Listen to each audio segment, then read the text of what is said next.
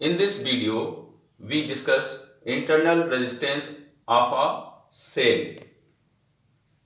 Internal resistance of a cell is the resistance which opposes the flow of current inside the cell. छात्रों, आपने देखा होगा जिस प्रकार कोई भी मेटेलिक वायर है वो इलेक्ट्रिक करंट के फ्लो में उसका अपोज करता है, उसमें रुकावट उत्पन्न करता है। ठीक इसी तरह से सेल के अंदर जो इलेक्ट्रोलाइट है वह भी धारा के प्रवाह में, इलेक्ट्रिक करंट के फ्लो में रुकावट डालता है। इससे जो इंटरनल जो सेल के अंदर जो इलेक्ट्रिक करंट के फ्लो में जो रुकावट उत्पन्न हुई, इसी को हम इंटरनल रेजिस्टेंस कहते हैं। और इसकी वजह से सेल जो है गर्म हो जाता है। आपने देखा हो सेल से कोई भी आप बाह्य परपथ जोड़ें, करंट किसी परपथ में फ्लो कराएं, तो देखेंगे कि वो सेल क्या होता है, गर्म हो जाता है। तो this is due to internal resistance of a cell. यहां देखिए, एक हमने ये लेक्लांसे सेल को बनाया है। लेक्लांसे सेल आपको पता है प्राइमरी सेल होता है। लैब में, लेबोरेटरी में जो हम कुछ प्रैक्टिकल्स करते हैं उस समय इसको बनाया जाता है।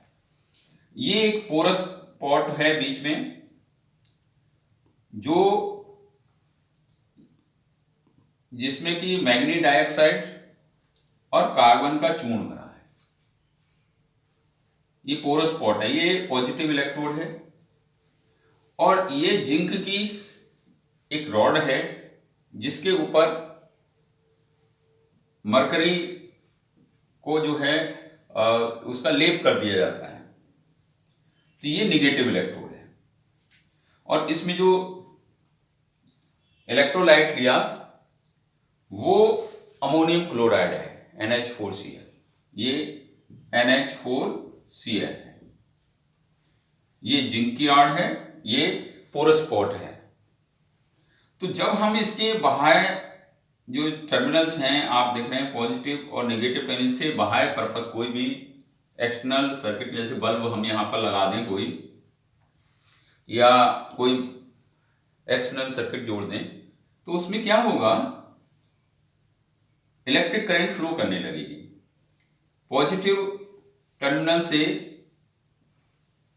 नेगेटिव टर्मिनल की ओर उस परपथ में धारा का प्रवाह शुरू हो जाएगा, और सेल के अंदर नेगेटिव से पॉजिटिव की ओर। तो जो ये इलेक्ट्रोलाइट है वो इस करंट के फ्लो में जो नेगेटिव टर्मिनल से पॉजिटिव टर्मिनल की ओर सेल के अंदर जा रही है, उस इलेक्ट्रिक करंट के फ्लो में रुकावट डालता है। इसे इंटरनल रेजिस्टेंस कहते हैं।